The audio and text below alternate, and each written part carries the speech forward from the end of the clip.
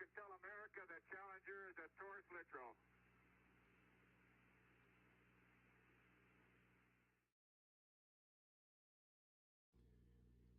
"50 years ago today, Apollo 17 Commander Gene Cernan and Lunar Module pilot Jack Schmitt guided Challenger to a pinpoint landing on a barren rock-strewn area of the moon called Taurus Littrow.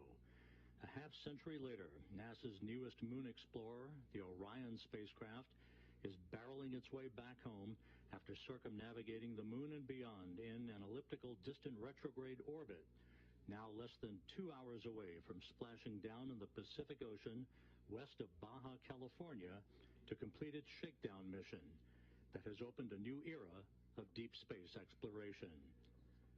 Good morning from the Artemis Flight Control Room here at the Johnson Space Center in Houston and Mission Control, where the entry team of flight controllers is on duty, ready to bring Orion home to complete a 25-and-a-half-day mission. As he was for the launch of Orion more than 25 days ago, NASA Flight Director Judd Freeling is leading the entry team here in the White Flight Control Room. The target for Orion is growing larger in the field of view, moment by moment. This is a live view of the Earth from a distance of 15,000 miles away. About 3 hours and 40 minutes ago, Orion conducted the final major maneuver of its mission, a return trajectory correction burn of its thrusters to further fine-tune its path toward its splashdown site in the Pacific. We'll be heading out to the Pacific shortly for the first in a series of reports from the scene where Orion will be recovered. After launching atop the Space Launch System more than 25 days ago and traversing some 1.4 million miles in its circuitous orbit past the moon and back, the most critical phase of the Artemis 1 mission for Orion is at hand. It is homecoming day, so let's run down the milestones you'll be hearing about and seeing over the next couple of hours. Next up for Orion will be the crew module's separation from the European service module. That pyrotechnic separation is scheduled at 11 a.m. Central Time, just 20 minutes before Orion begins its entry into the Earth's atmosphere at an altitude of 3,200 statute miles.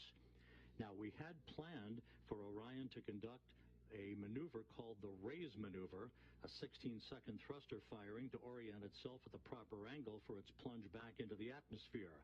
But the latest targeting for Orion from the flight dynamics folks here in Mission Control indicates such a precise trajectory for the spacecraft, it was determined that the raise maneuver was not required. That could still change following crew module, service module separation, but at the moment, the raise maneuver will not be required. The major objective of this mission is to test the spacecraft's heat shield against the searing heat of entry, where temperatures will build up to around 5,000 degrees Fahrenheit around Orion, half as hot as the outer surface of the sun, twice as hot as the temperatures endured by returning space shuttles and other crew vehicles. Orion will perform what is called a skip entry, dipping into the atmosphere, then lifting out of the atmosphere and dipping back in like a flat rock skimming across a pond. This will provide aerobraking for the vehicle, will help to dissipate some of the vehicle's inertia, and will provide data needed in the future to select multiple splashdown sites for crewed missions. We are expecting 2 periods during entry when the buildup of heat-generated plasma around Orion will block communications and the receipt of data with flight controllers here in Houston. The first blackout should begin around 11:20 a.m. Central Time for just under 5 minutes, right around the time of peak heating on Orion, as it travels about 25 times the speed of sound. The second blackout period is expected around 11:29 a.m. Central Time for just under 3 minutes, right after the skip entry maneuver is complete. About 5 minutes after we regain communications with Orion, the pre-programmed commands stored on board will trigger the deployment of 3 parachutes at the top of Orion to pull the forward bay cover off of the crew module. That will initiate the sequential deployment of 2 drogue chutes and 3 pilot parachutes, followed by the 3 large main chutes to slow down Orion, enabling it to gently splash down in the Pacific. The current splashdown time, 11:39 and 42 seconds a.m. Central Time, 9:39 and 42 seconds a.m. Pacific Time. We'll be talking more about those parachutes shortly. The weather forecast at the splashdown site west of Baja California is excellent. The Spaceflight Meteorology Group here at the Johnson Space Center has just issued a forecast calling for scattered clouds at 1,700 feet, winds peaking to about 9 knots with periodic wave heights of about 5 feet. That is all within flight rule limits, and it should be a splendid day for Orion's homecoming.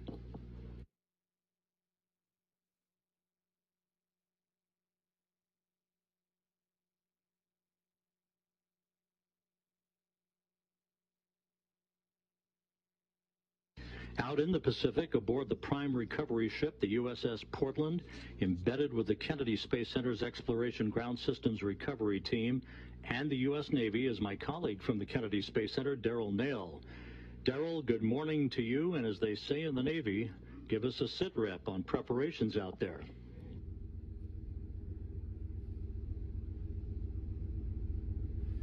Well, good morning to you, Rob, and that's right. We're live on the deck just outside the bridge here on the USS Portland with a fantastic view of the area of splashdown. I just spoke with the recovery team. They say we are currently 5 miles away from the splashdown location right here in the Pacific Ocean. The location, as you mentioned, just off the coast of Baja, Mexico. We got the great weather report, seas, as you mentioned, 4 to 5 feet. We're looking good there. Let me show you the bridge deck where we are currently positioned. This is looking forward for the ship. I talked to Captain John Ryan, who says that he currently has the ship in a racetrack going around the location near where splashdown is, just upwind of it, so that the debris that comes down, that being the crew module and the parachutes, the forward bay cover, when it separates, will be all downwind of us. Now, preparations are already underway. We can hear the helicopter engines running, so we want to take you to a live view of the flight deck.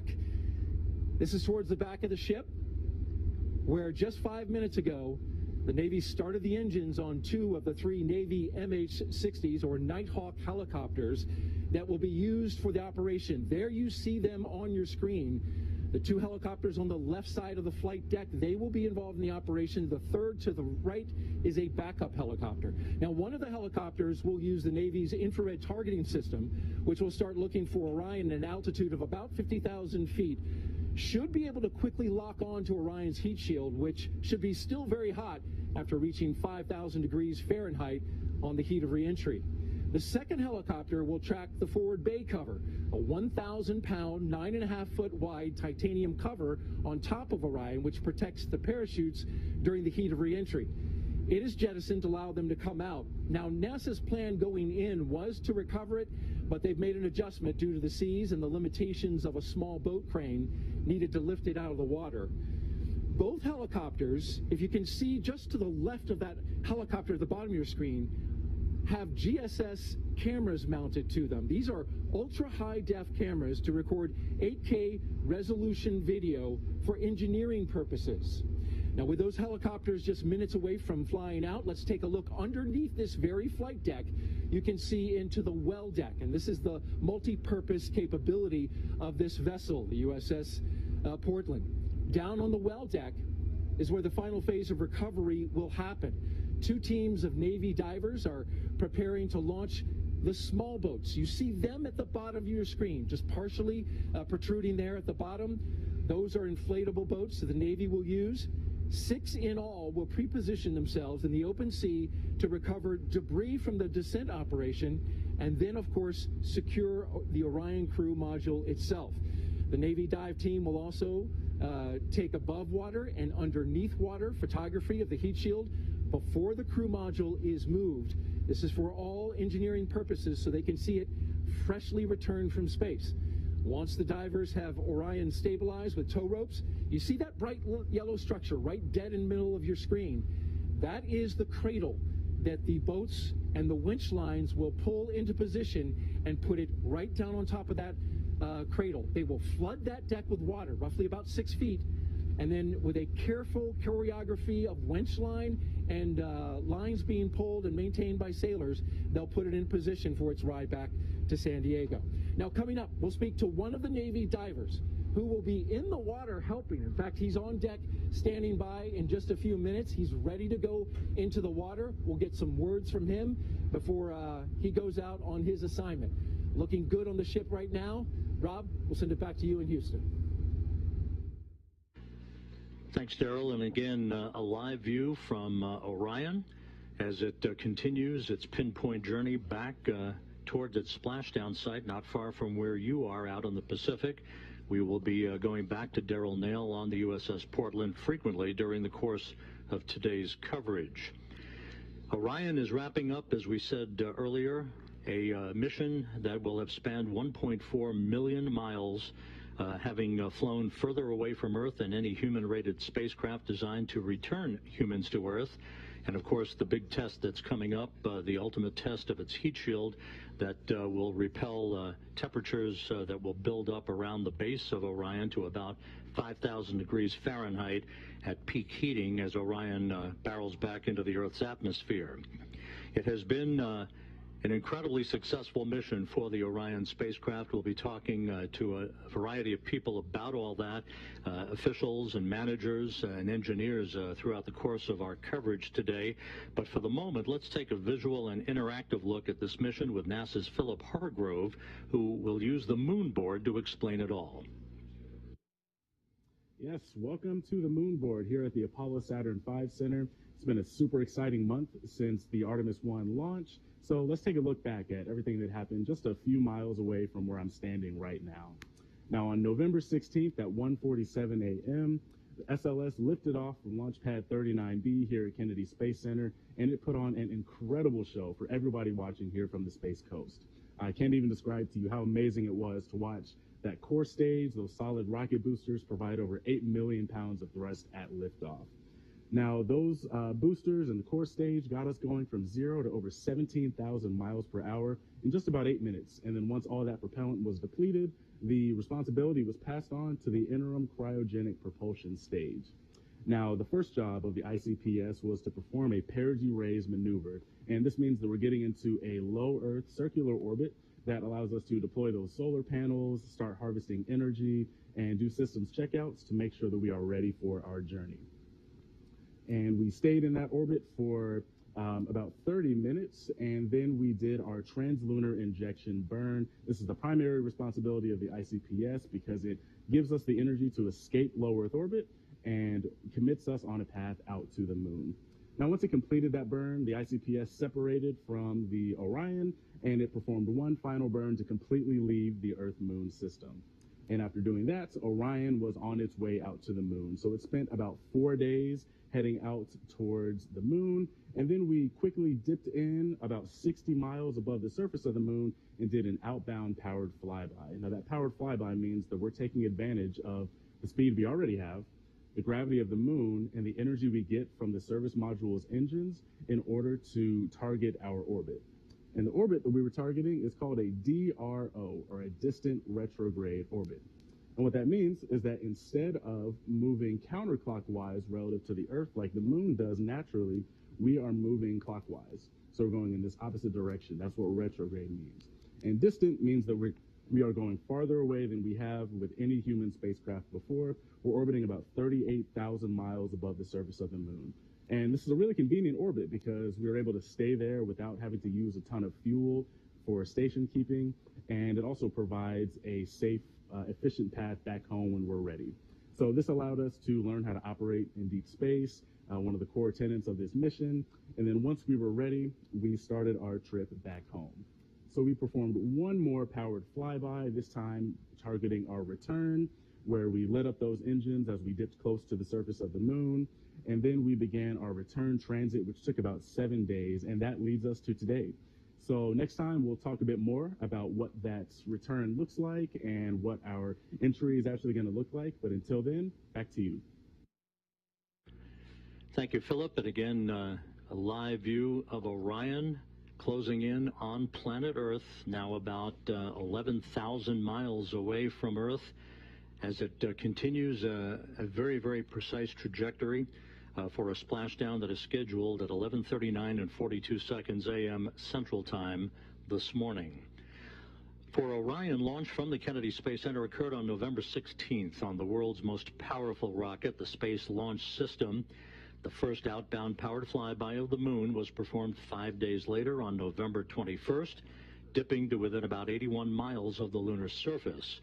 That placed Orion on a very precise trajectory for its ultimate goal, that racetrack trajectory called the distant retrograde orbit, that would allow Orion the time and the space environment needed to test its mettle. 4 days later, Orion executed an engine firing to enter into that orbit, and the next day, Orion surpassed the record set during Apollo 13 52 years ago for the greatest distance ever traveled by a human-rated spacecraft designed to return humans to the Earth. On November 28th, Orion reached its farthest distance from the Earth, some 268,000 miles, before departing the distant retrograde orbit on December 1st. And this past Monday, Orion conducted a 3-minute, 27-second engine firing behind the moon to whip around Earth's closest neighbor for the final leg of its flight, passing to within 80 miles of the surface, turning for home, and its splashdown that is scheduled just 1 hour, 21 minutes, 44 seconds from now. The initial mission of the Artemis 1 program was always designed to be a test flight, wringing out all of the systems of the Space Launch System and the Orion spacecraft, and for more than 25 days it did just that, setting the stage for a crew to board an Orion vehicle for a trip around the moon in 2 years. So with that, out in the Pacific, where Orion will be splashing down not long from now, we're going to go back here in a moment to Daryl Nail, who's standing by with one of the first persons that will actually be in the water to execute the recovery and the securing of the Orion spacecraft. Daryl?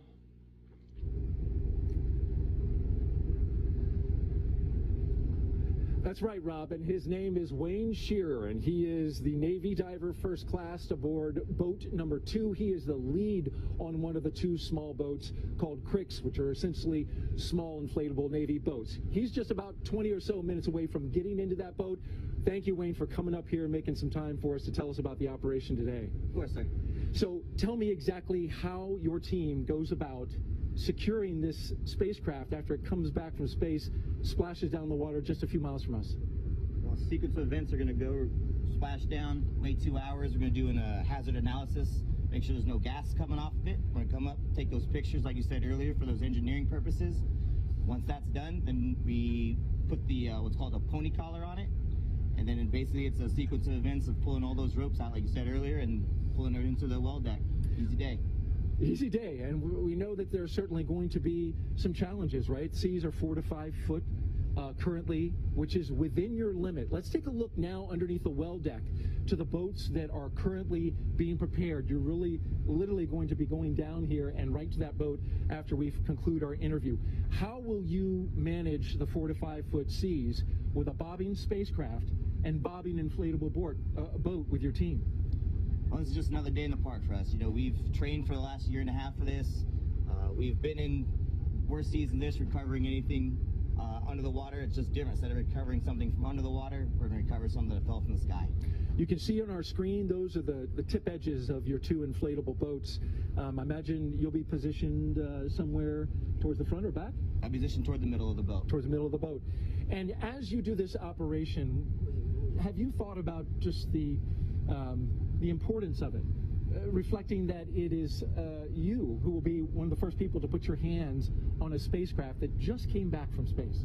I mean, definitely, this is probably every kid's little dream, or every little kid's dream, to be able to do exactly what I'm doing today, you know, and I think I can speak for the whole dive team that we're honored to be part of history and to be part of something so monumentous, and just ready and excited to go out and do this. On a personal note, you and I were talking about how you got into the Navy and the dive team. What was it that motivated you to become a Navy diver, and then ultimately, now that you're on this operation, looking back at that choice? Well, February 2003 from Leesville, Louisiana, and I heard a loud boom outside my window one morning, and I ran outside and talked to my dad, and a few hours later we're watching the news, and unfortunately what we heard was the USS Columbia break up. So, you know, it was not a great thing to hear, but it kind of jump-started my career of like, hey, what do I want to do? And I wanted to be out there to help people, and the Navy just kind of fell into my lap. And 20 years later, to be able to be part of history of the next thing we've flown into space like that is absolutely a dream come true for myself. Certainly a tragedy for NASA, one that has created many lessons learned for our agency, but interesting that it led you into this.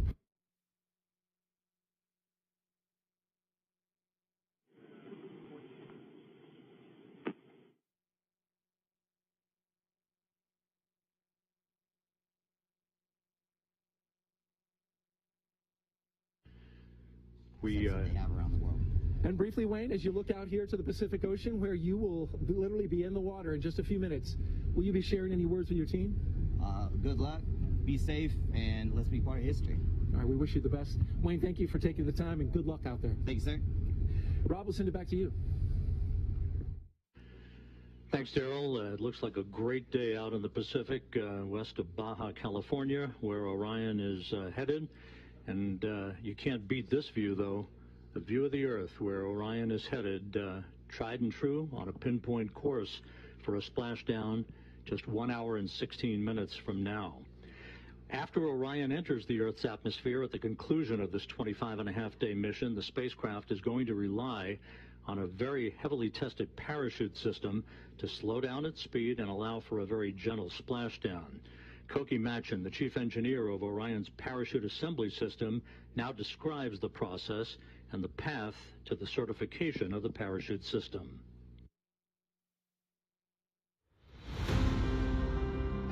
A series of 11 parachutes will be deployed in sequential fashion. A very dramatic return to Earth lying ahead for the Orion spacecraft. Our design is almost exactly the Apollo design. The shape of the mains, the shape of the drogues. The only major difference is we are bigger. Apollo weighed roughly 13,500 pounds, and we weigh 22 and change thousand pounds. And so our parachutes are larger because we have more energy to take out of the system, and our parachutes are stronger. So at a fundamental level, all-round parachutes are alike. The Orion system has drogue parachutes that initially decelerate the system, and because they're deployed at a much higher velocity, they're made of ribbons. The ribbons can take the fluttering associated with high-velocity deployments much better than a solid canopy can. And once the system slows down, it deploys the mains. The mains are much closer to a personnel chute. They're called ring sails. The major difference would be that a personnel chute could be 28 to 30 feet in diameter, and a CPAS main is 116 feet in diameter. So the Orion parachutes are what we refer to as hybrid parachutes. The drag surfaces are nylon, but then the structural grid, how we take the drag on that nylon surface and transmit it down to the vehicle, is made of Kevlar. And Kevlar is quite a bit stronger and stiffer, and it just completely different material than the drag surfaces are. So the CPAS system is designed to safely recover the crew with just two mains deployed. The problem with deploying the backup chute after you deploy the first two chutes is you have to negotiate the chute that's already out there. So what we chose to do, and what Apollo chose to do, was to deploy the backup chute with the main system itself. And as a result, we get a much softer landing when all the parachutes work properly. But both systems were designed to land with just two main parachutes functioning. When we did the pad abort test at White Sands, I was quite scared. But I wasn't scared for our system. I was scared for the repositioning after the rockets took off the capsule and repositioned it. It was perfect. That thing reoriented like it was on rails. And I swear to you, this huge relief came over me when the cover came off, because I thought, wow, we're not done, but we're done. I know this system's going to work.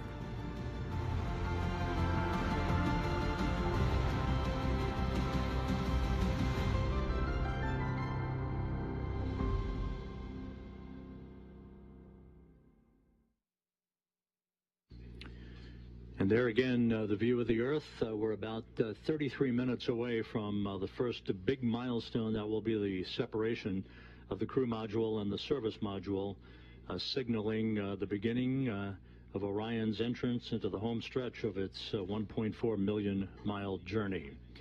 With us at this hour is the Deputy Associate Administrator for Exploration Systems, Kathy Kerner. Kathy, thanks for joining us this morning. It's great to see you. Glad to be here. You know, this is a little bit of deja vu for you. You were a flight director in this room for a number of years. Your thoughts as Orion approaches the end of this maiden flight? Yeah, certainly a lot of history in human spaceflight has been made in this room, and we're making some more today, and really excited. There's a lot of energy in the room, and it's very familiar, but it's also very different as we step into this next episode in human exploration.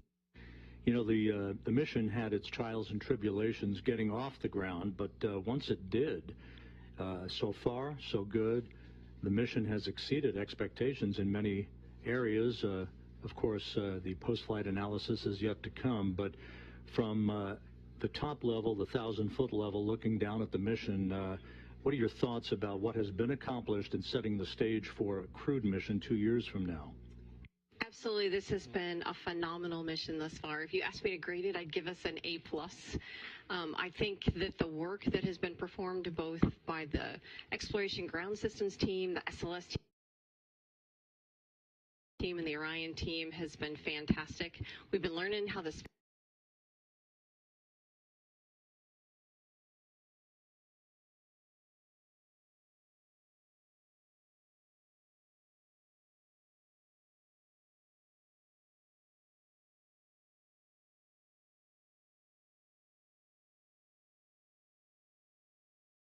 spacecraft operates.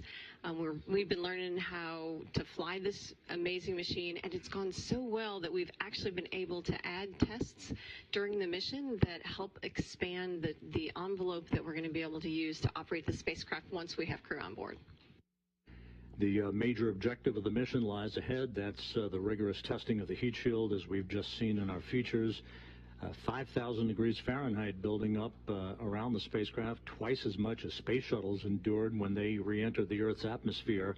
How do you think it's all going to fare, and what then needs to be done to analyze the performance of the heat shield in certifying that we are good to put a crew on board in a couple of years?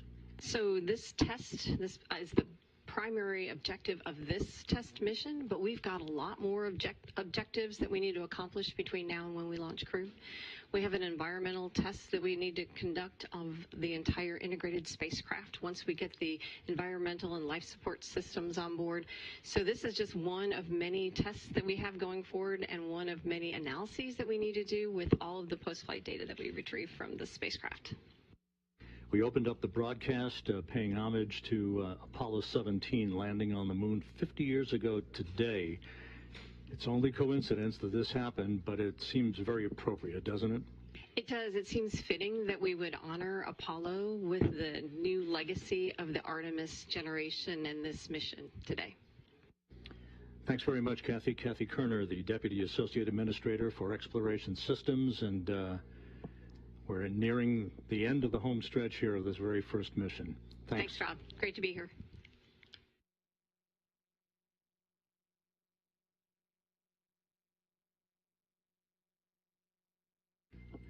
And as the Earth grows larger and larger in the field of view, Orion continues its trek back home with crew module, service module separation just 30 minutes from now. Entry interface just 20 minutes after that. In the meantime, let's go back out to the Pacific, the destination for Orion today, where Darrell Nail from the Kennedy Space Center, again embedded with the Exploration Ground Systems and Recovery teams, is standing by with Shannon Walker, NASA astronaut. Well operations. All hands on the wall, staying clear of wing walls, vehicle storage areas. That's right, Rob. Shannon Walker, NASA astronaut, has been on board since we departed on Wednesday to come out to the site. Thank you for being here to take some time to talk to us amidst this important operation to recover the Orion crew module. Absolutely. I am happy to be here. So tell me a little bit about the reason you're here and what you're doing as you observe the operations today. Yeah, of course, we do not have crew on this capsule, but I am here because the next Artemis flight will have crew on it. And so we are starting the process of assessing how we're going to operate with crew. How do we extract the crew from the capsule? How do we get them to the ship safely? How do we do all the medical checks we want to do? So we're starting the process of getting ready for the next Artemis mission. And with this capsule being recovered today, it will be brought back. I imagine that the astronauts will be very interested in the data that comes off of it. This particular capsule has sensors all over it, more than any future capsule will have. Yeah, absolutely. So this is going to tell us what we need to do, change, modify for the next Artemis mission. On all flight order stations. The ship expects to read manned flight orders at 0945. And what you're hearing are some announcements from the ship PA informing the crew at what stage in the operation we're at. I should mention that we just had helicopters, the MH-60s at the back of the flight deck just launched off and are in flight now to the recovery area. They play an important role here. Shannon, continuing now with our interview, when you look at the operation as a whole, they're currently trying to determine how the astronauts will be recovered. That's not happening today. That's right. But that will have to be integrated into the operation. Do they come off immediately after the crew splashes down? Or there's an idea kicking around there to have them stay in the capsule and come to the back of the ship. What are your thoughts on both of those? What are the pluses and minuses on those? Well, certainly the plus of having the crew come off immediately is that the crew is not staying in the capsule for an extended period of time. There'll be a time when we'll have to turn off the cooling in the capsule, which would mean the crew will start getting very warm in their suits. So it's better to get them off before that. Also, you'll probably see later the operations in the well deck. There are a lot of waves in there, and it's probably not going to be a fun ride for the crew to be in there.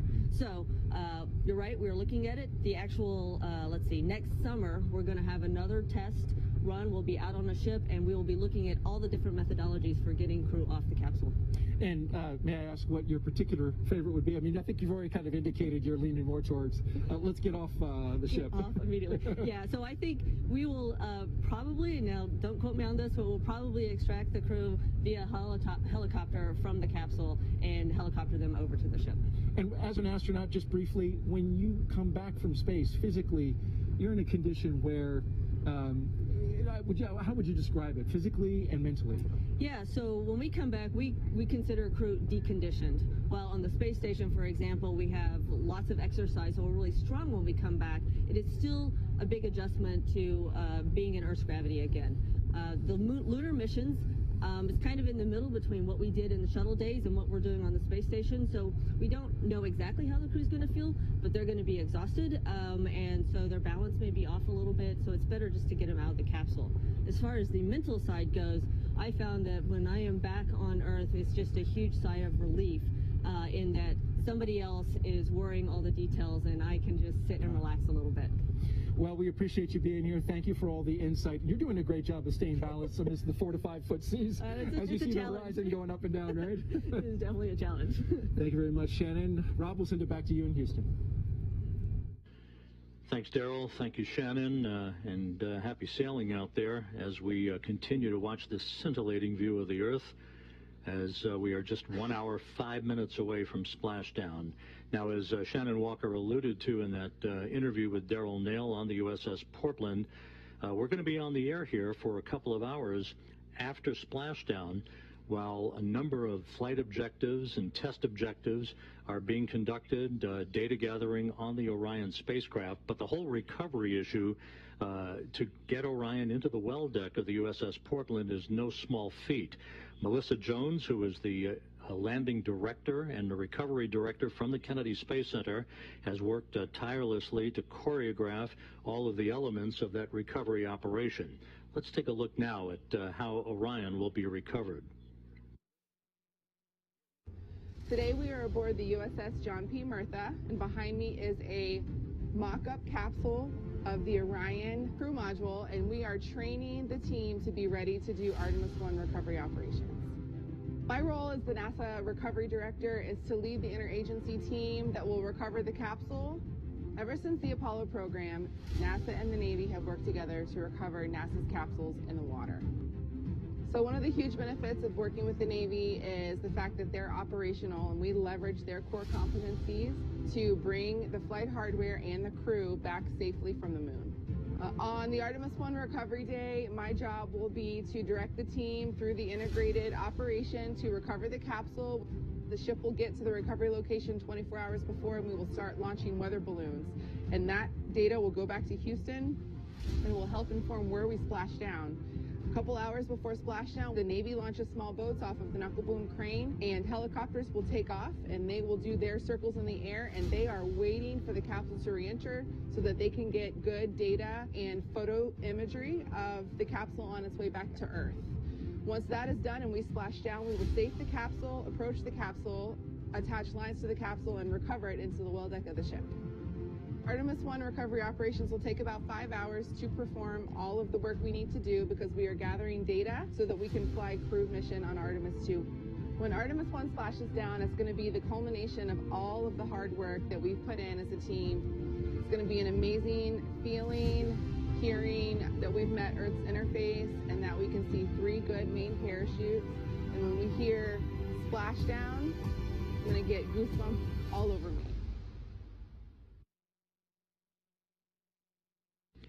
And again, that whole recovery operation will take several hours. We are going to remain on the air for at least 2 hours or so after splashdown so that we can bring you all the information regarding the initial safing of the vehicle and the test objectives that the flight control team here in Houston, led by Flight Director Judd Freeling, will be absorbing all of that data, mostly about the thermal conditions of the spacecraft, which will have come through some 5,000 degrees Fahrenheit in entry. And with us at this moment is the man who is going to be watching all of that very, very carefully, John Kowal, who's the Orion Thermal Protection System Manager. John, your big moment is lying ahead here. The plunge back into the Earth's atmosphere. This is the moment of truth to test the heat shield. What kind of thermal environment are you expecting for Orion as it makes its way into the Earth's atmosphere and then back through the atmosphere itself? Yeah, so, as you mentioned, 5,000 degrees on the ship, but to back that up, how do we get there? So that vehicle still has all that energy that the launch rocket put into it during that first beautiful launch, right? So that gets converted into velocity. So we're going at 25,000 miles per hour, which is, how do you even fathom what that means? It's 7 miles per second. Wow. So all that energy, enough to power 4,000, 5,000 homes in a day, we have to get rid of it. And how do we do that? The vehicle comes slamming into the atmosphere, starts trying to push the air out of the way. That air is pushing back. The pressures go up. The temperatures go up. We're talking upwards of around 10,000 degrees Fahrenheit in the flow field. So that energy goes into the flow field, and then the flow field wants to give it back to the surface of the TPS. So that's what the TPS is going to see, or what the heat shield is going to see, and that's what pushes it up to 5,000 degrees Fahrenheit. What kind of testing was required throughout the course of the preparations for Orion to prepare the vehicle for launch that made you confident that it could withstand the rigors of this sort of environment? Yeah, there's been a lot of testing. I mean, we've been at this for since the end of the shuttle program. If you think back to that system, that was a reusable system, we had kind of been out of the business of these ablation materials for quite a while, since Apollo. So we had to train a whole new generation of engineers on developing that type of system, as well as getting the materials back. So there was a lot of testing in arc jets. That's the primary way that you test these types of materials. You can create these temperatures. It's like a wind tunnel with a lightning bolt going down the center of it, and that's how you create this high temperature plasma, and that gets impinged onto the test article. So we do a lot of materials testing. We've done quite a bit of testing of the system. Even though we're using the same material, the AV coat that they used in Apollo, it's in a different form. And so we made it into blocks. Those blocks have seams that have to be filled. Those seams are always one of the areas that you want to test the most, is because that's where the problems happen. And so we've done a lot of testing there in the thermal, and also structurally. We've had to do a lot of testing to see how the avcoat blocks interact with the structure underneath and make sure that it's all going to hold up to those loads. And John, it's about 11 minutes or so from the time of entry interface at an altitude of about 400,000 feet until we come out of that second blackout period. So that's going to be a very interesting time, a sort of a nail-biting time, if you will. But after the vehicle splashes down and is back at the Kennedy Space Center in a few weeks for post-flight analysis, what are the sorts of things that you and your engineering team will be looking for to give it a passing grade in preparation for putting a crew on board a couple of years from now? Yeah, there's a couple of things that we look at. I break it into two different categories. The first is the flight data. We have instrumentation embedded in the heat shield at a number of locations. So we measure temperatures, we measure heat rates, we measure pressures, stresses. All that data will tell us how the material actually performed in that flight environment.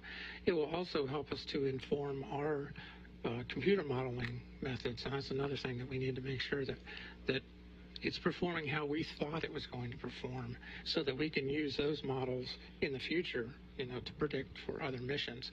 Now, the other thing we'll do is we'll be looking at the hardware itself. The instrumentation, you only get measurements where you put that instrument, of course, right? But looking at the heat shield, just looking at it, the big picture, you can see the streamlines. You can see how the flow was going across the heat shield. You can see where boundary layer transition may have occurred. So there's so much to just visually see. And then we'll be taking samples of the heat shield. We'll be taking that material out and looking at how much had ablated, looking at the char thickness, the density gradients as you go through as the material burned off, and comparing that to what our models have predicted. And again, that'll help us to be able to validate and correlate our models further.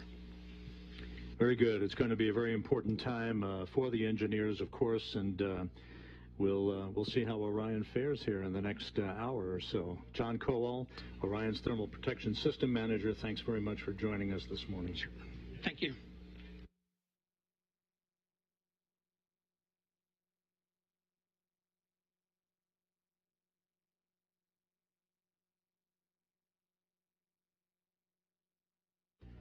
Now just 16 and a half minutes away from the separation of the crew module from the European service module that will begin a trip hammer series of events as Orion begins the process of entering the Earth's atmosphere. Entry interface just 36 minutes away.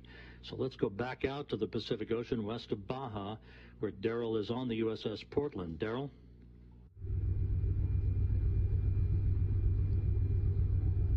That's right, Rob. Quick update for you on the out here in the Pacific Ocean, just off the coast of Mexico. We have the small boats, the Navy small boats. All 6 boats are now in the water. They call them cricks. These are Navy boats that are inflatable, highly maneuverable. These are the ones that will actually put hands on the spacecraft in order to secure it and eventually get it tied to lines that brings it to the back of the ship and into the well deck. I want to talk a little bit about this location here today. This location in the Pacific, we're just about 5 miles away from the splashdown area. This was actually the backup location. Initially, this was supposed to happen off the coast of San Diego, California, but the weather forecast for that area called for a cold front that has moved in today, bringing with it 12-foot high seas, and those seas would have been too high to perform this operation, too high for the small boats for recovery. So Recovery Director Melissa Jones and the mission management team made the decision to back up and go to the backup location 300 miles south of San Diego, and that's where we find ourselves today with excellent weather in order to do this operation. As you look off into the sky, we're awaiting the second to last weather balloon release that we will have for the day. This weather data critical to the operation that is happening today, especially when it comes to the landing point of the crew module in the ocean, as well as the debris that goes with it. And that debris happens during the separation of the forward bay cover, which covers the parachutes, and then of course the parachutes and their hardware themselves. All of it together, they take in the winds, and you can feel the winds are picking up a little bit. That wind data will give us refined information and data in order to calculate exactly the landing spot. Now, we're not alone out here in the Pacific Ocean. We do have friends helping us today, and I want to take a shot now of a ship off in the distance that has joined us for today's operation, and that is the USS Montgomery. That ship is just a few miles away. As you can see it there, the USS Montgomery is providing security today. It is what the Navy calls a littoral ship. It specializes in close-to-shore combat.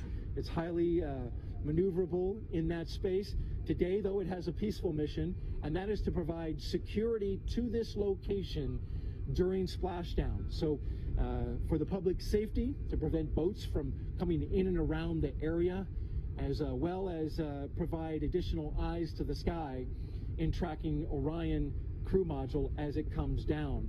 You can see a little bit of a bounce there, and that's caused by the seas that we are currently experiencing, which are in the range of 4 to 5 feet. Those seas, closely tracked by our NASA team with a wave management system, wave monitoring system rather, they are closely monitoring the seas for the moment where we bring the Orion capsule into the well deck. That is a highly choreographed and very dynamic operation.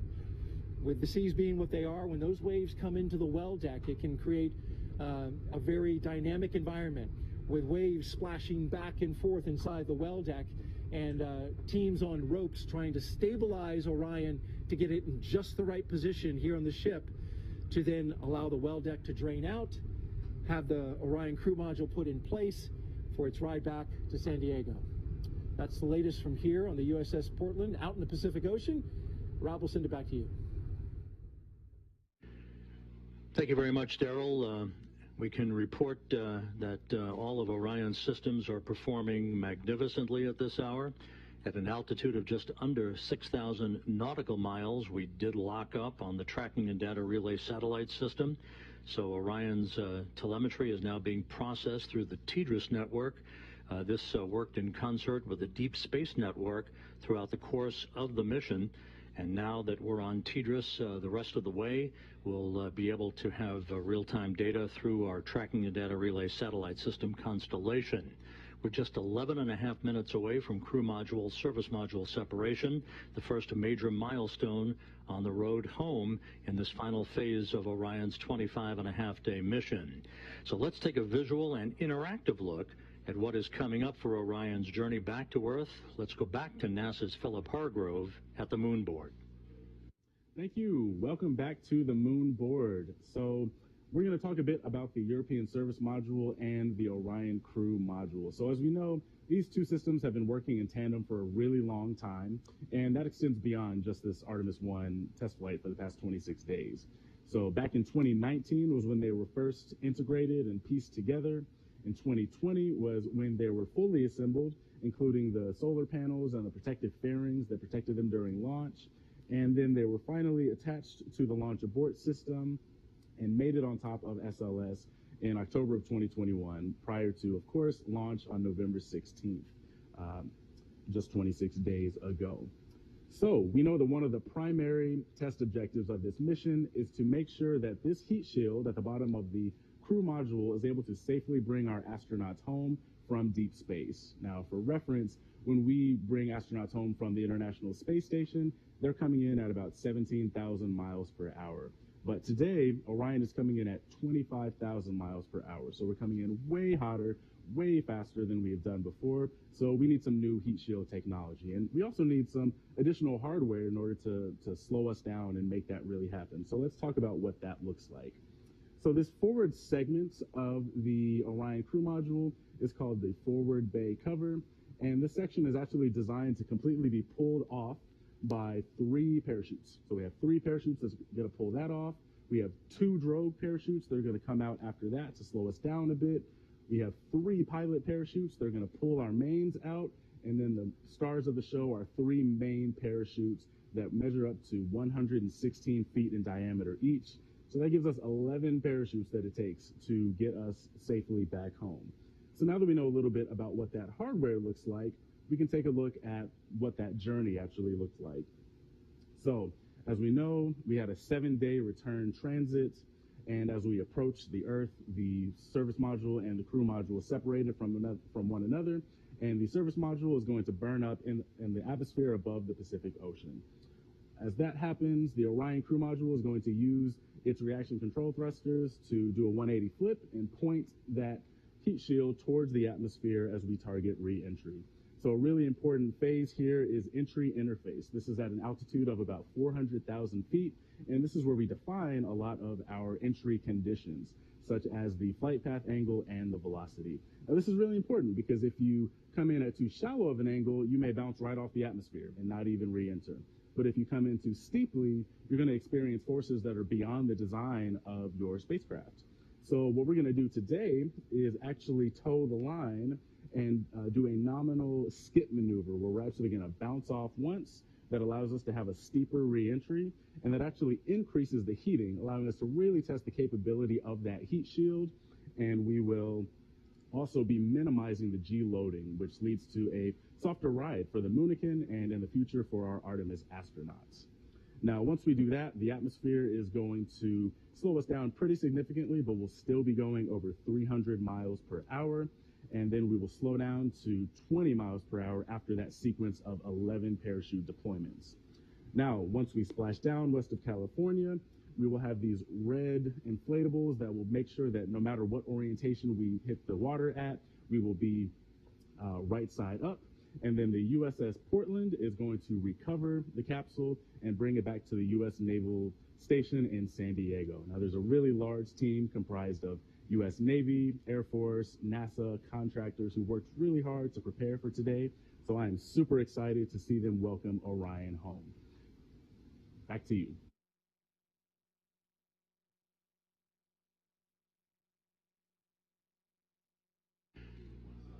Thank you very much, Philip. We are coming up on the critical stuff leading up to Orion's return to Earth and its splashdown in the Pacific, just 7 minutes away now from crew module, service module separation. That European service module has worked like a champ throughout the course of the mission. The service module, which of course housed the solar arrays and all of the other propulsive functioning for Orion throughout the course of the mission, has been monitored in the European Service Module Control Room in Noordwijk in the Netherlands, where that team of flight controllers is eagerly awaiting the completion of the service module's work just a few minutes from now, when it will pyrotechnically separate from the crew module, leaving the crew module on its own. Entry interface is scheduled just 26 minutes from now.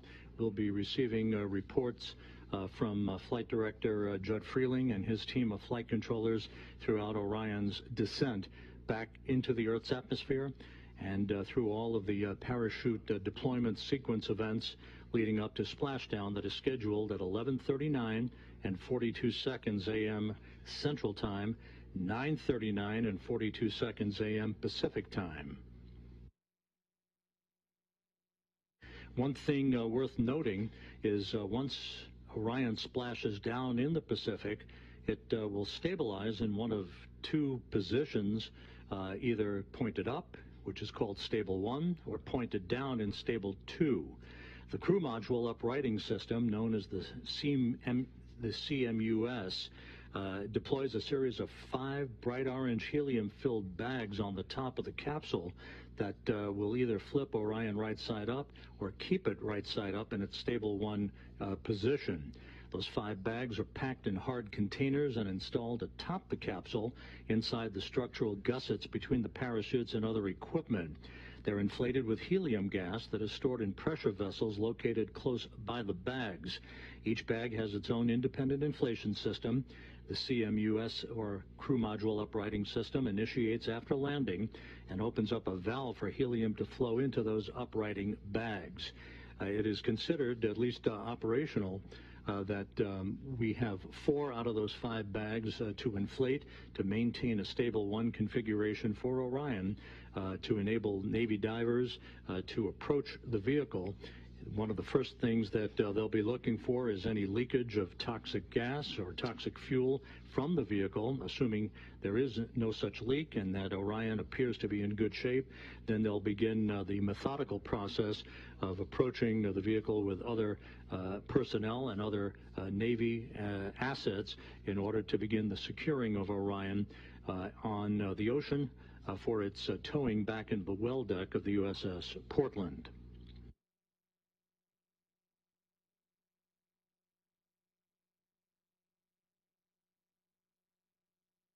We're under 4 minutes now until the crew module and service module separate from one another. We'll be standing by for all of that. You can see in this telemetry-driven animation that Orion is currently traveling just under 17,000 miles an hour, just under 4,000 miles away from Earth, and a hefty 254,000 miles from the moon, which of course was its target, in distant retrograde orbit, flying around the moon for its outbound powered flyby at the beginning of the mission to move to a distance of some 268,000 miles away from Earth, farther than any human-rated spacecraft designed to return to Earth had ever been designed to do, surpassing the distance record established 52 years ago during the Apollo 13 mission.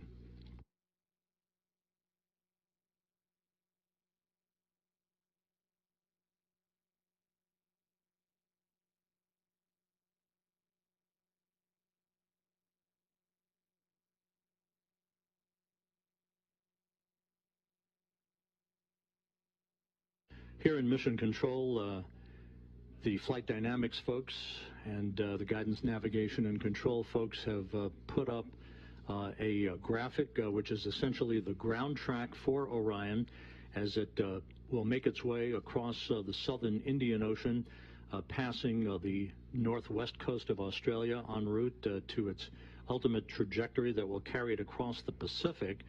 It will be moving from south to north across the Pacific Ocean to the splashdown zone, almost a direct straight line towards the point of splashdown, which will be west of Baja California. Now just under 2 minutes until crew module, service module separation.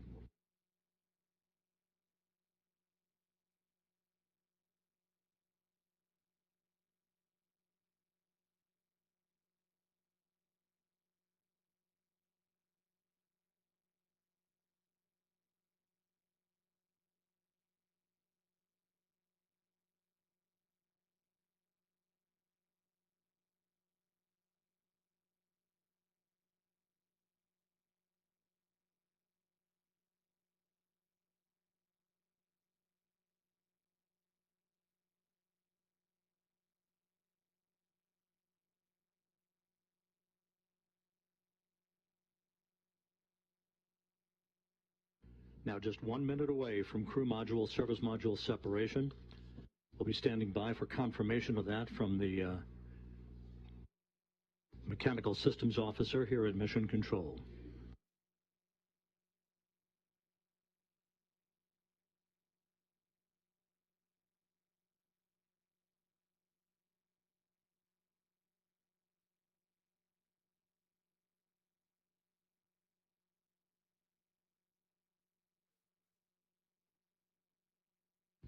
"30 seconds until separation. This will come at an altitude of 3,200 statute miles.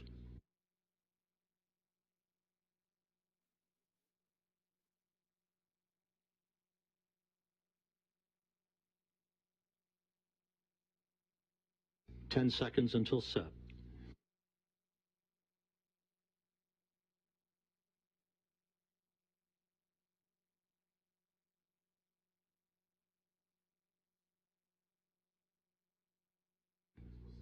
We have confirmation of separation.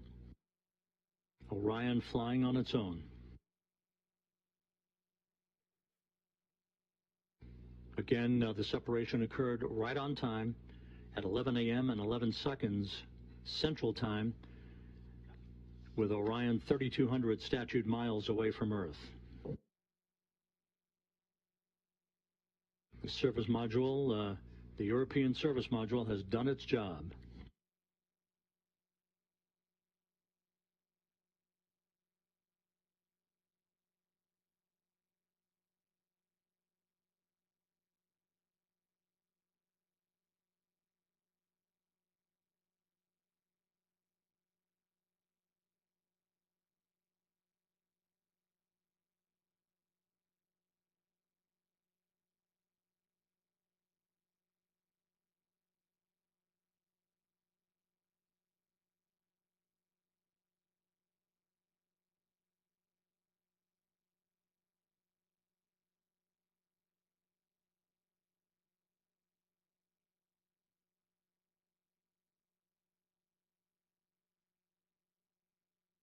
So with Orion flying on its own, we're about 18.5 minutes away now from the point of entry interface, where Orion will be put through its paces. This is where the heat shield will begin to feel the effects of peak heating of 5,000 degrees Fahrenheit on the heat shield, and the beginning of 2 blackout periods where the plasma around the vehicle will build up such that it will block data and communications between mission control and the spacecraft itself.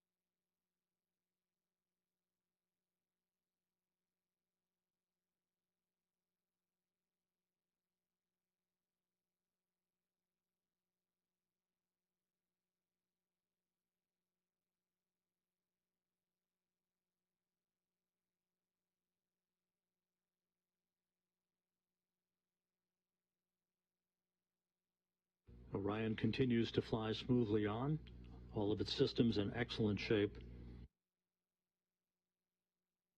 Less than 17 minutes until entry interface.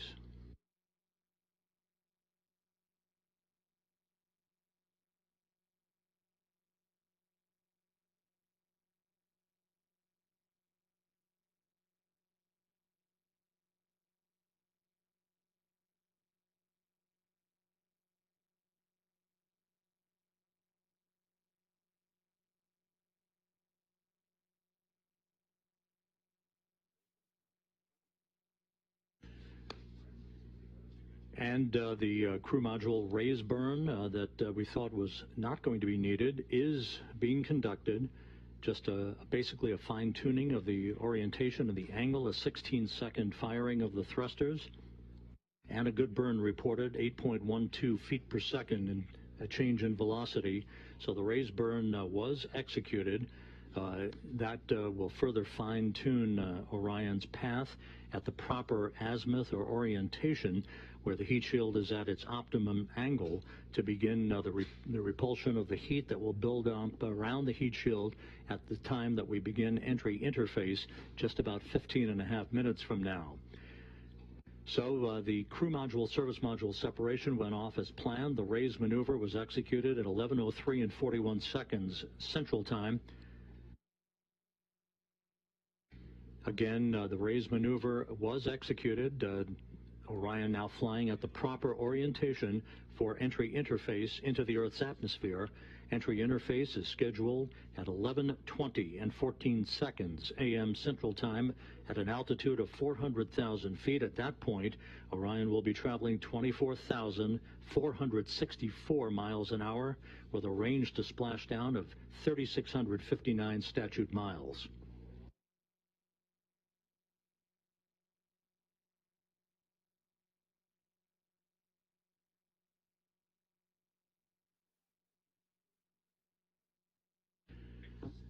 Flight controllers reporting a solid lock with the tracking and data relay satellite system, receiving data that's being processed through the TDRS network.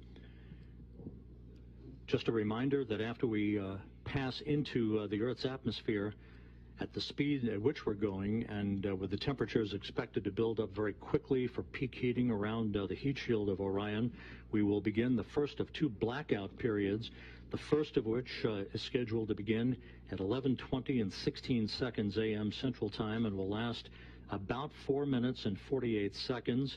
At that time, entry guidance, which has been stored on board, pre-programmed commanding for Orion to continue to point its way toward the splashdown zone, will take over. The first blackout period should end around 11:25 and 4 seconds Central Time. That will set the stage for the skip entry, basically the maneuver that will enable Orion to dip into the Earth's atmosphere and skip back out of the Earth's atmosphere and dip back into the Earth's atmosphere like a rock, a flat rock on a pond. That will continue to dissipate energy and heat on the spacecraft, and is a maneuver that data will be gathered for to try to bring in multiple splashdown sites for crewed missions in the future. The second of the two blackout periods is scheduled to begin at 11:29 and 3 seconds a.m. Central Time, and that will last for about 2 minutes and 50 seconds till about 11:31 and change. That'll be the final blackout period, after which we should lock up solidly for the remaining 8 minutes or so until splashdown.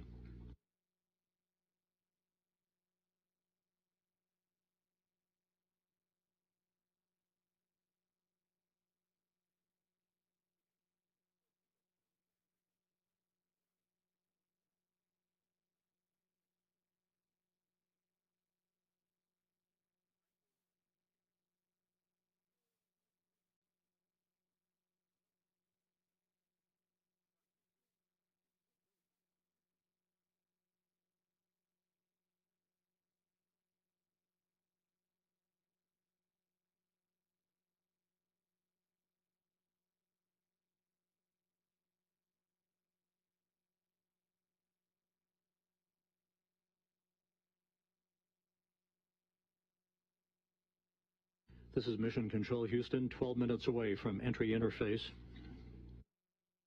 Everything is going by the book so far here in Mission Control, very quiet on the loops. Entry Flight Director Judd Freeling and his team of flight controllers watching carefully over their data as they oversee the arrival of Orion for its splashdown site west of Baja, California. Time to splashdown 31 minutes.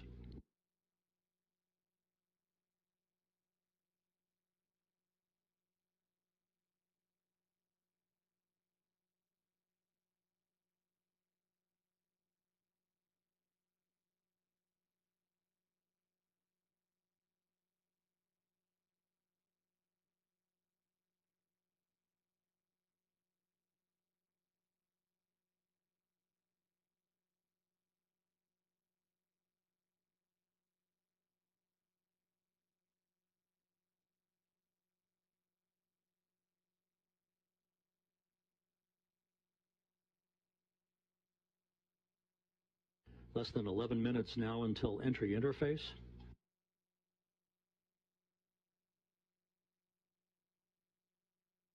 During the period of the two blackouts, and even after we have emerged from the second of the two blackouts, Orion, through a series of pre-programmed commands stored on board, will conduct a series of role reversals. This is very much like space shuttles conducted during their entries back to Earth, where it will roll to the left and then back to the right, banking roll reversals that will bleed off excess energy, excess inertia, and speed, and control the thermal characteristics of the vehicle as it heads towards its subsonic point, where it will go under Mach 1. It will go subsonic at about 11:34 and 55 seconds a.m. Central Time, some 5 minutes before splashdown. If everything goes as planned, Orion will reach an altitude of 40,000 feet at 11:35 a.m. Central Time, just about a minute before forward bay cover chute deploy begins. The series of 11 chutes, 3 that will pull the forward bay cover off of the top of the crew module. That'll be followed by the deployment of the drogue chutes, and then the 3 large main parachutes, 3 orange and white parachutes. That'll be the moment we'll be waiting for.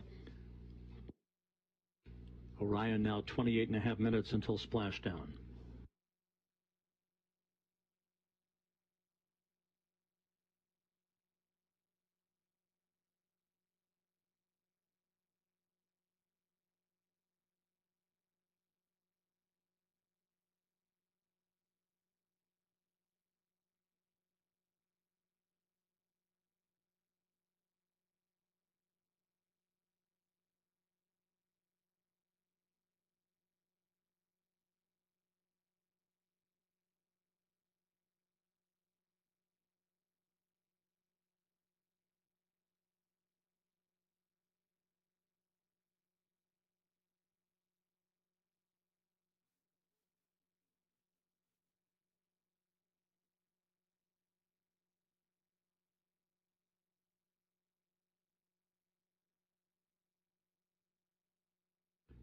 Orion is approaching the northwest coast of Australia.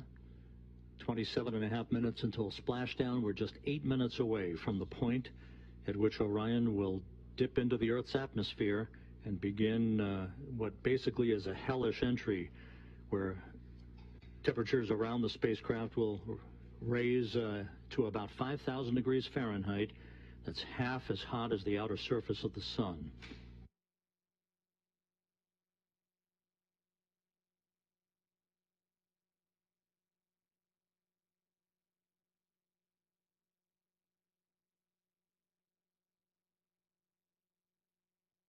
And correction, Orion is actually traveling over the South Pacific at the moment, moving from south to north.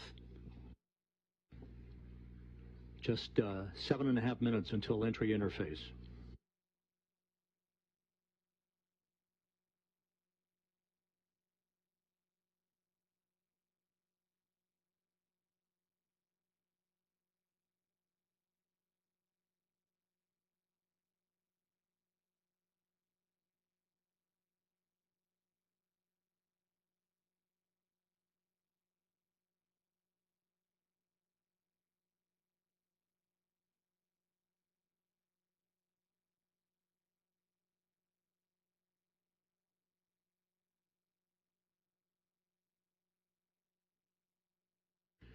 And this view from a camera inside the cabin of Orion, this doesn't look like much at the moment, but it will soon when it shows the forward bay cover jettisoning and the initiation of the parachute deployment system. Entry interface less than 6.5 minutes from now.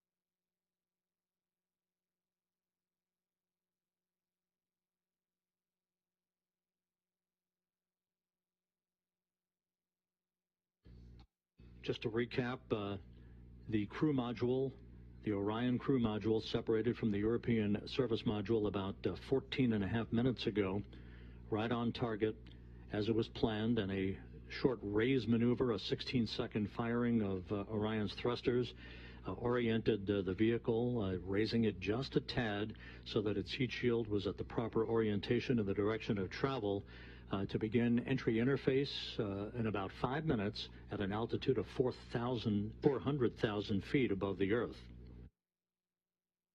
Orion is making its way south to north across the Pacific Ocean. Currently traveling at 23,000 miles an hour.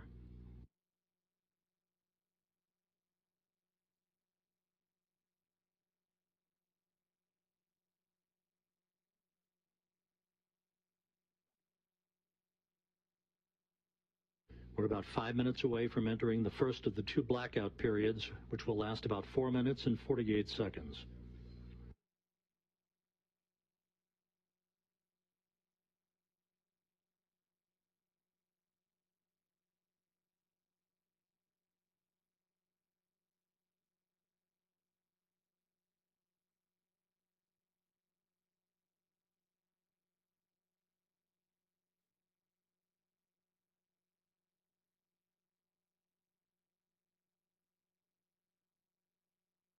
A journey that began with the power of the launch of the Space Launch System 25.5 days ago, about to reach its final minutes in the searing heat of reentry, where temperatures around Orion will build up to 5,000 degrees Fahrenheit. Just under 4 minutes until entry interface.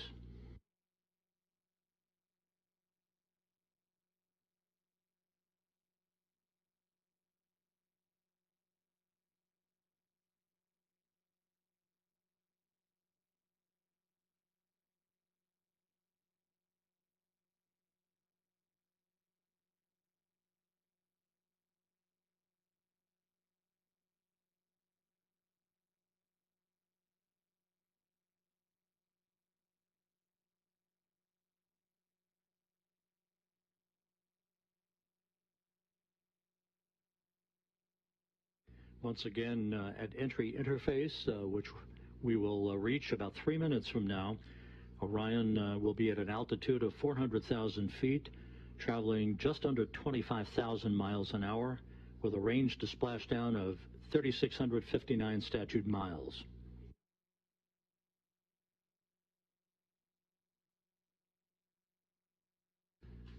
Within seconds after reaching entry interface, we'll begin the first of the 2 blackout periods that will last just under 5 minutes, about 4 minutes and 48 seconds.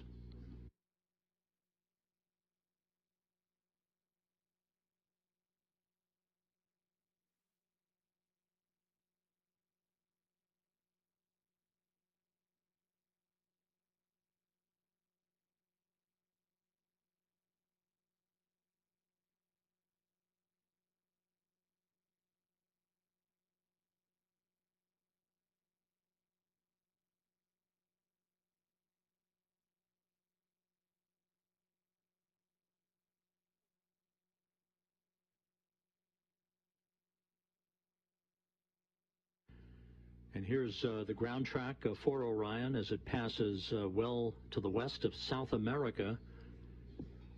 We're just 1 minute, 44 seconds away from entry interface, moving from south to north to its splashdown target west of Baja California.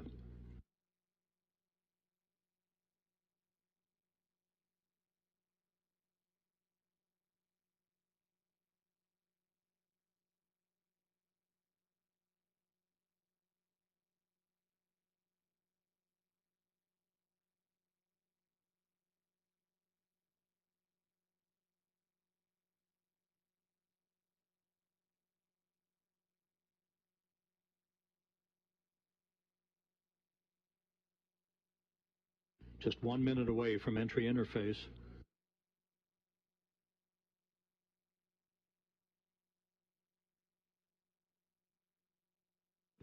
In this view from the cabin camera, looking out of the upper hatch of Orion, you can see the limb of the Earth. We're going to be losing all of the data here shortly once we enter into the Earth's atmosphere and begin the first of the 2 blackout periods.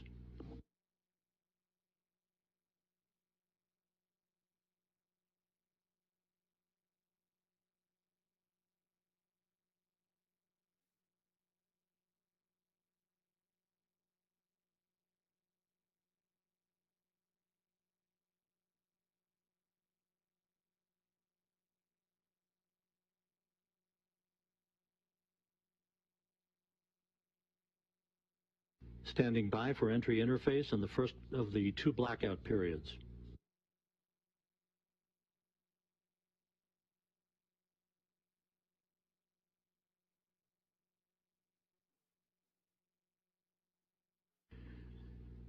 We are now in the entry phase. Entry interface has begun. Entry interface at 400,000 feet. Orion traveling just under 25,000 miles an hour.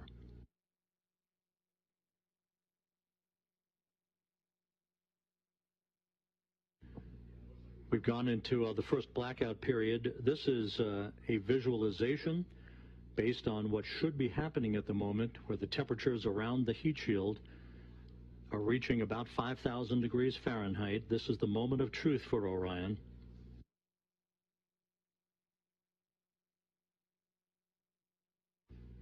We should be coming out of this first blackout period just under 4 minutes from now.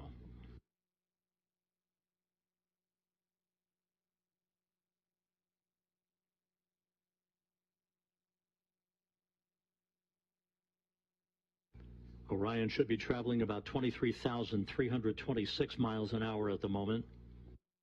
Range to splashdown, 3,125 statute miles. Again, this is a visualization of what should be happening with Orion at the moment, although we are in a blackout period that should end about 3 minutes and 15 seconds from now. Once we emerge from this first blackout period, we'll conduct the skip entry maneuver that will further dissipate heat and energy and begin a very, very dramatic reduction in the velocity of Orion as it approaches its splashdown site.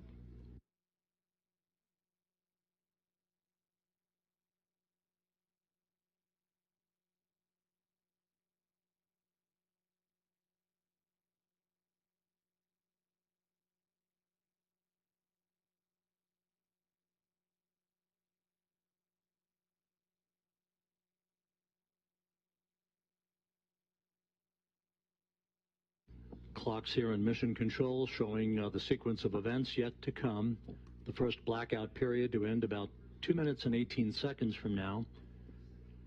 The second of the two blackout periods would begin about 6 minutes from now for about 7 minutes, followed by the jettisoning of the forward bay cover. That will begin the sequence of the deployment of the parachutes. First, a pair of drogue chutes, 3 pilot parachutes that will then pull 3 main parachutes to begin the final moments of Orion's descent back to its splashdown in the Pacific Ocean.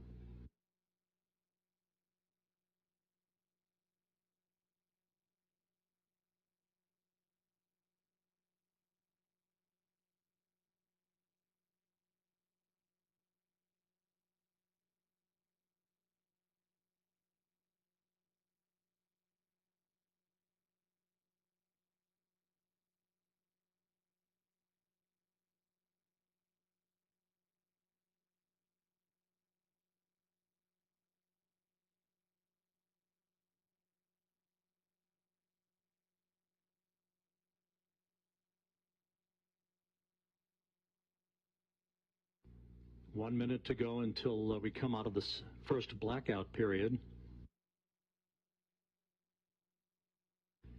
When we emerge from this first blackout period, we'll be at an altitude of 274,000 feet, traveling just under 17,000 miles an hour with a range to splashdown of 2,000 statute miles.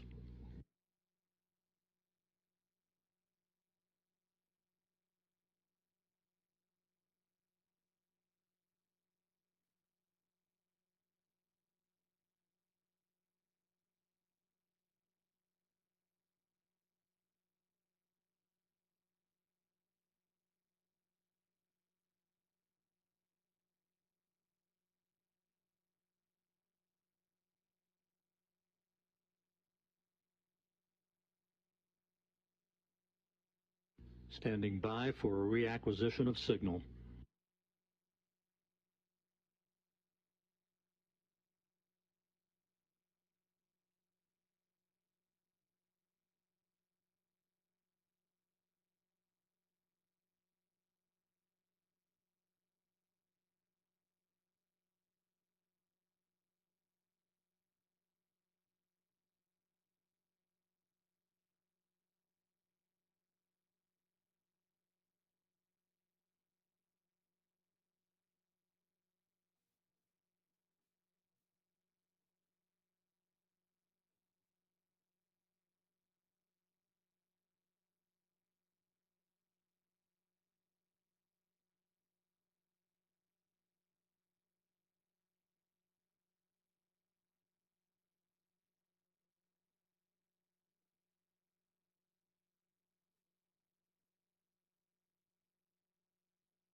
And we have data from Orion. Orion out of the blackout period.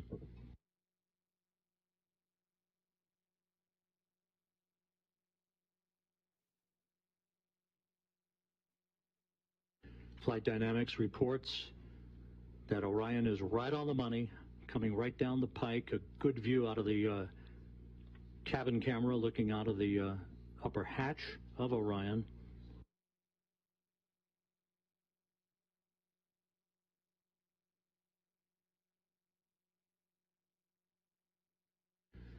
We should be performing the skip entry maneuver momentarily. Good communications established with Orion.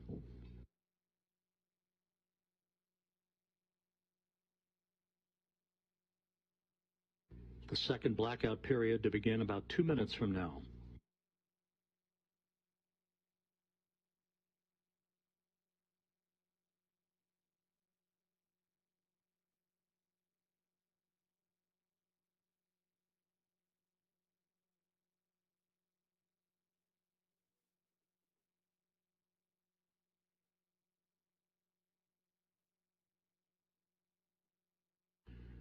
Orion is at the apogee of the skip entry maneuver, beginning the second in a series of roll reversals, again banking maneuvers to bleed off excess inertia and to dissipate heat around the spacecraft.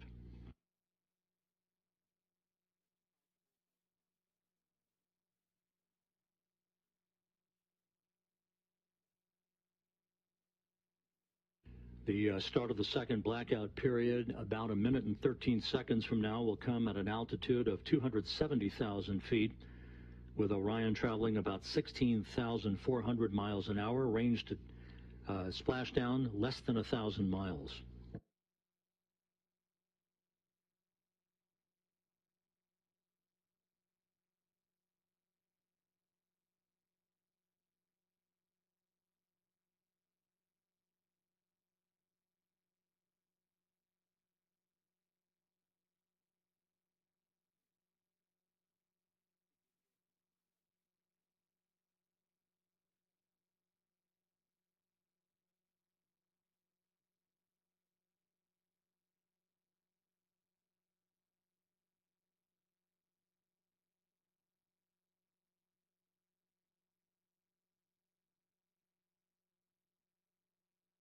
Coming up on the start of the second blackout period.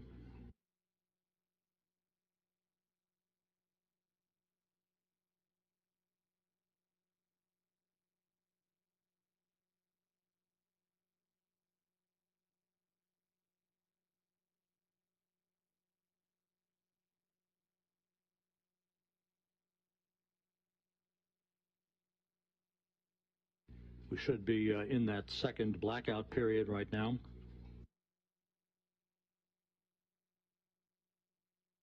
Orion approaching a velocity of 20 times the speed of sound. If all goes as planned, we should be out of the blackout period with a solid lockup on the vehicle at 11:31 and 46 seconds a.m. Central Time.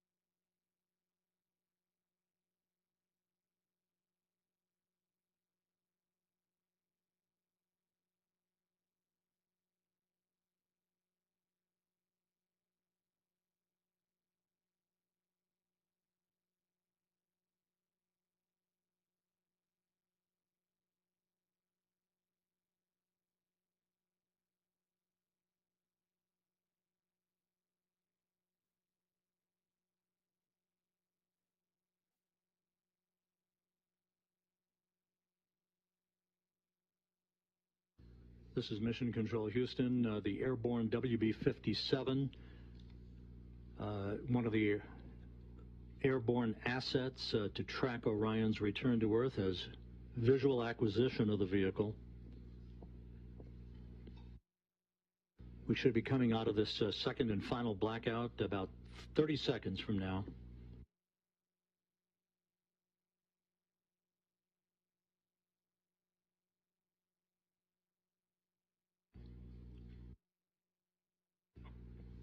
And helos flying off the deck of the USS Portland now have a visual acquisition of Orion as well, at an altitude of 174,000 feet, traveling 12,600 miles an hour, range to splashdown 288 statute miles.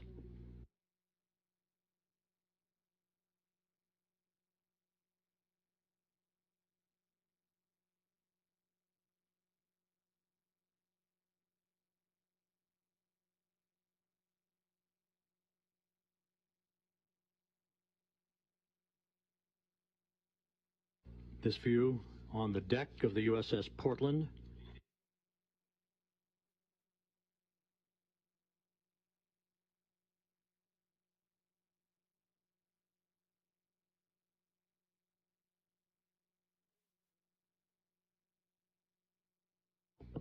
And there is a view out of the cabin camera of Orion as it continues a series of role reversals. We have data back from the spacecraft. Flight Dynamics reports Orion straight and narrow on a true course toward its splashdown site. Forward bay cover jettisoning less than 3.5 minutes from now.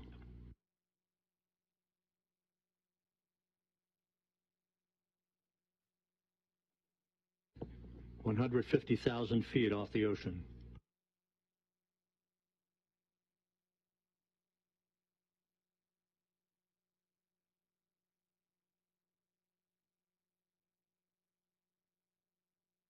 Orion now traveling at Mach 10.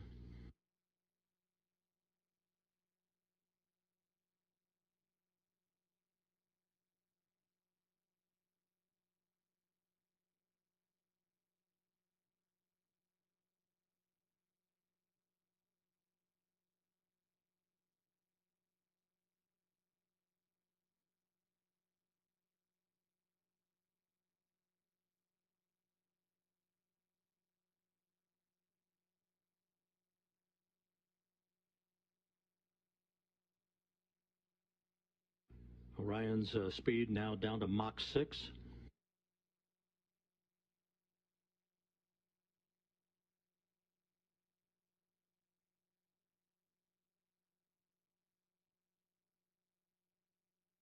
Two minutes until forward bay cover jettisoning.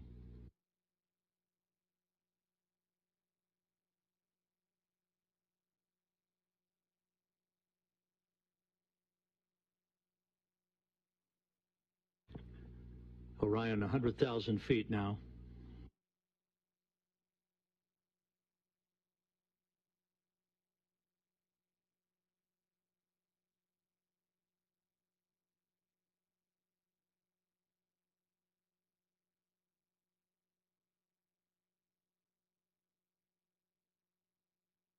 The spacecraft about to go subsonic.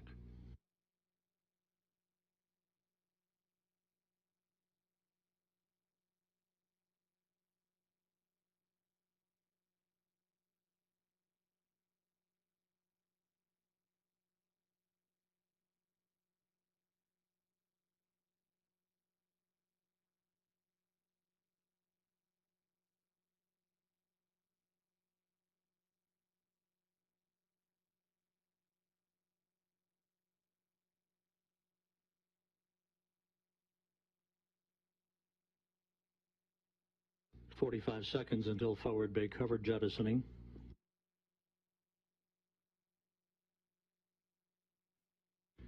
Orion now at 50,000 feet.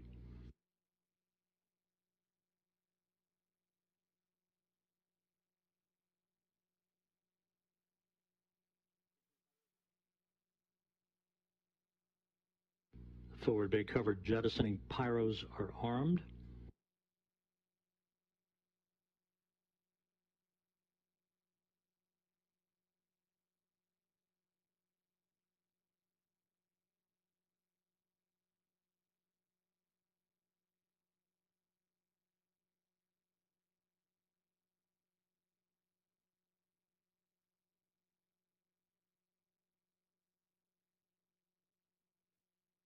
(25,000 feet).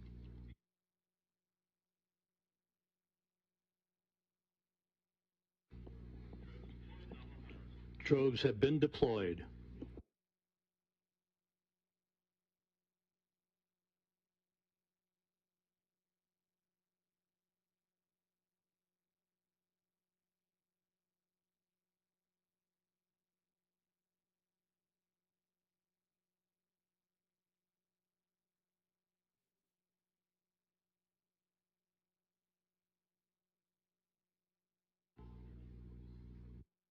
2 good drogue shoots reported by the recovery team out in the Pacific. The descent rate is right on the money. Orion's velocity now down to 282 miles an hour. Range to splashdown 1.5 miles. 10,000 feet now.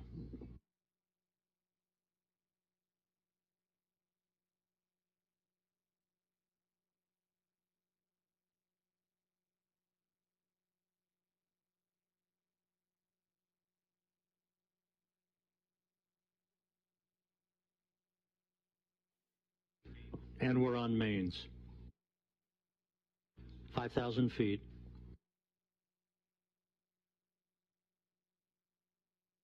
Reefing in progress.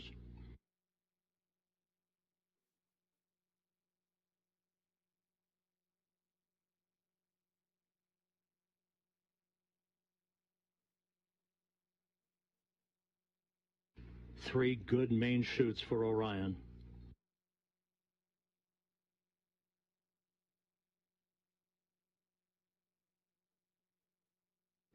We have 3 fully inflated main shoots. Time to splash down 90 seconds. Perfect descent rate reported.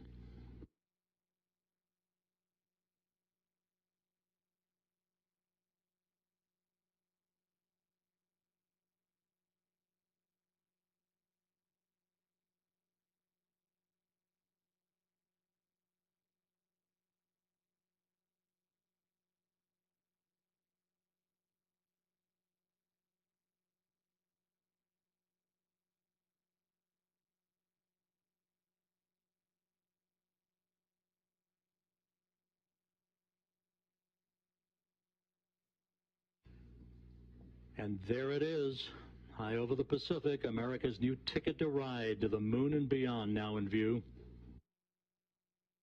Orion under its chutes descending toward splashdown.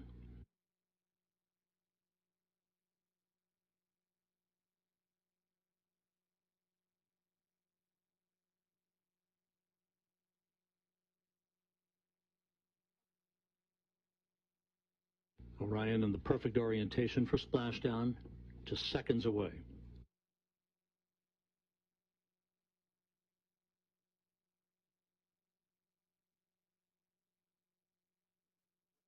(1,000 feet).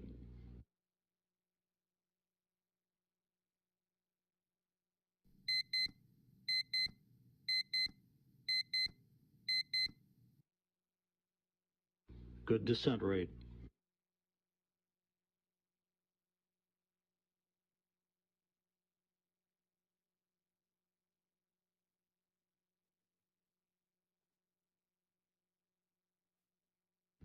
(500 feet).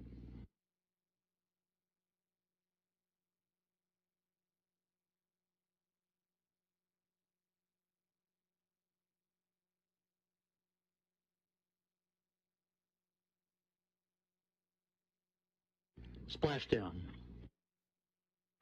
From Tranquility Base to Taurus Littrow to the tranquil waters of the Pacific, the latest chapter of NASA's journey to the moon comes to a close. Orion, back on Earth. Unofficial splashdown time, 11:40 and 30 seconds a.m. Central Time.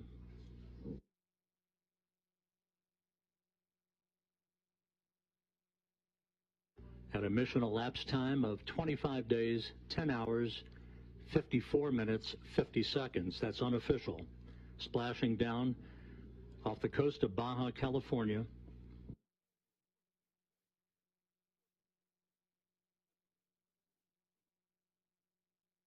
The crew module uprighting system now being inflated for the bags currently being inflated.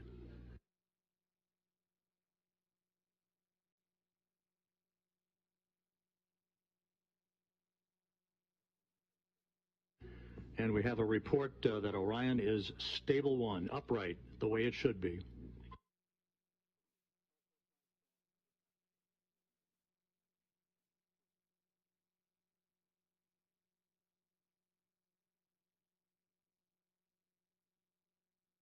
Once again, splashdown occurring at 11:40 a.m. Central Time, 9:40 a.m. Pacific Time, west of Baja California, after a textbook entry for the Orion spacecraft, bringing its 25-and-a-half-day mission to an end.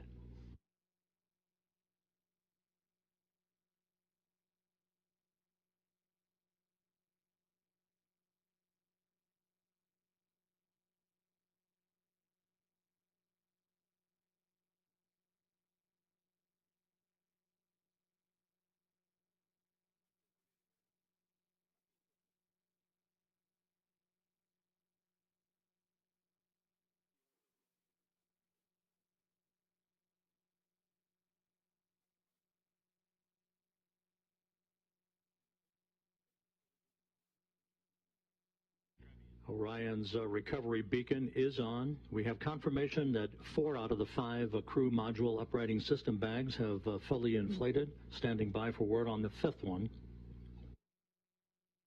But Orion is in great shape, stable 1, just in the orientation that had been expected.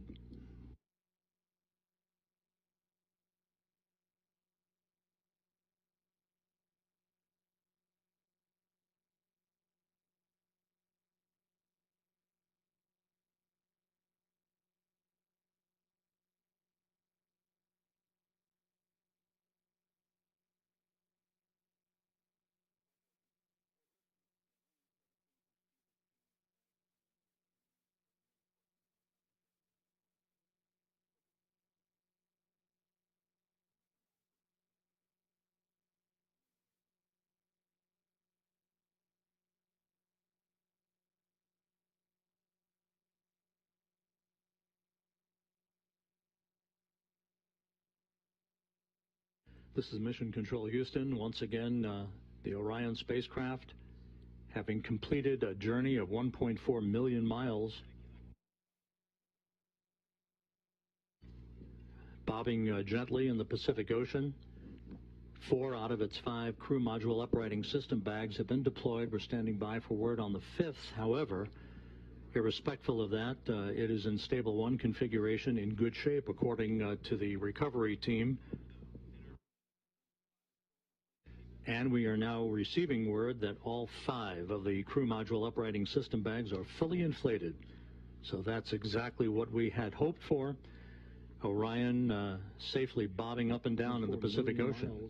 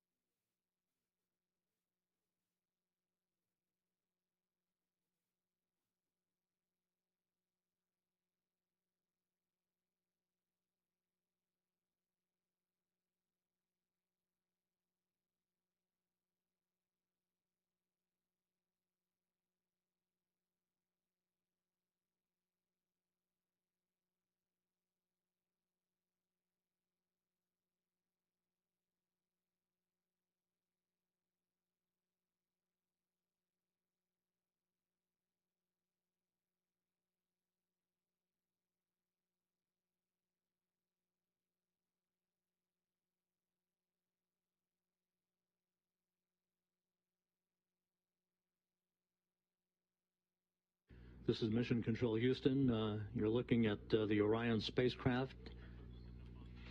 It splashed down about 6.5 minutes ago at 11:40 a.m. Central Time, 9:40 a.m. Pacific Time. We are estimating that it splashed down around 5 nautical miles away from the USS Portland.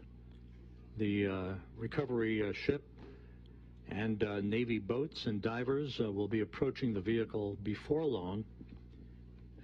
The spacecraft is in what is called a stable 1 configuration, upright, just the way we had expected it to be.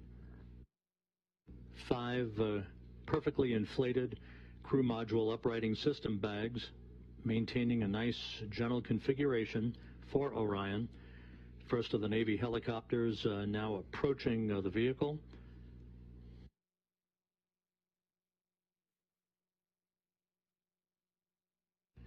And here in Mission Control, some of Orion's systems no longer needed are being powered down. Many of them will stay powered up for the next 2 hours while we conduct a series of test objectives to characterize the thermal conditioning of the spacecraft.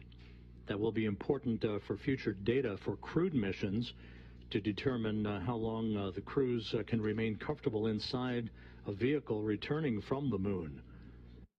We also will be conducting tests of the beacon and SARSAT system for maintaining tracking of the spacecraft, for recovery forces that will be approaching the spacecraft in the future. And coming up in the next hour and a half will be the reactivation of an ammonia boiler system that will provide cooling in the spacecraft, as it will when crews return from their missions on board Orion.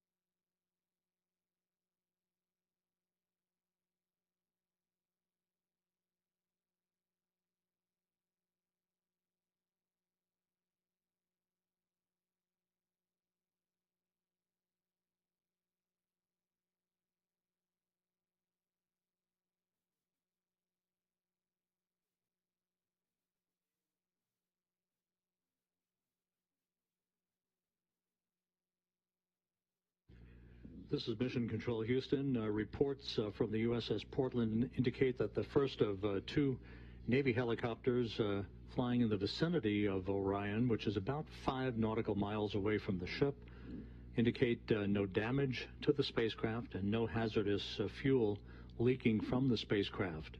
Good view of the helicopters and the initial Navy boats that will be approaching Orion a short time from now. Once again, the splashdown occurring at 11:40 a.m. Central Time, 9:40 a.m. Pacific Time.